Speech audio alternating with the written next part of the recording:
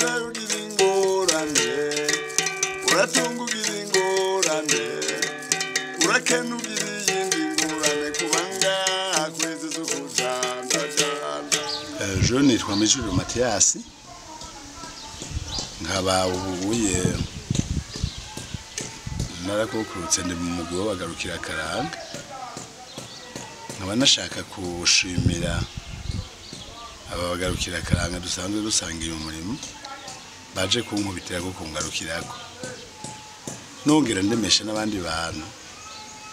Hariho abantu benshi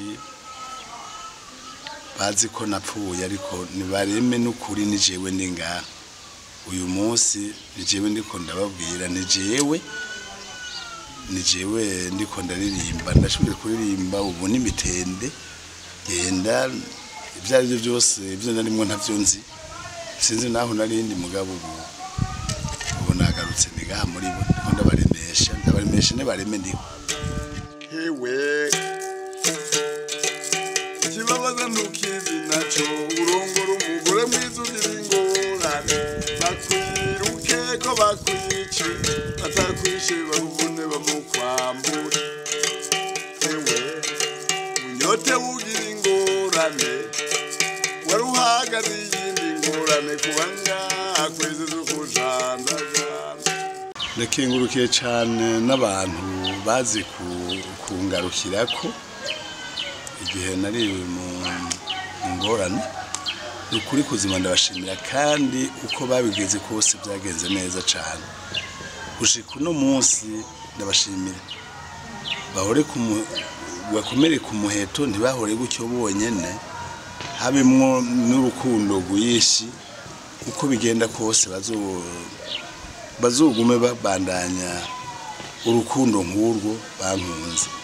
Je mu by'ukuri narashimiye cyane abantu bankubitiye ko sininde kubavuga amazina ko ntabona umara sibake cyane no kuri uko narinda biyizi nasanze abantu baranyishwa shiramo cyane n'abantu bankunda bakagerageza baragerageje uko bashoboye kose no kuri barandemesheje.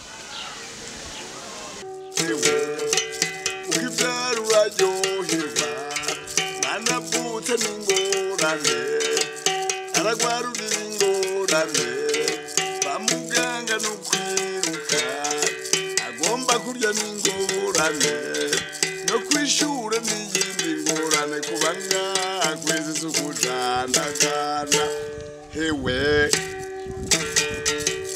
ikibabaza ntukizi naco ngo kubaka inzu nziza ntuyibemwo ukararuraho ukarara mu mwonga bariko baraguhiga nk'iyo n'ingorane ya.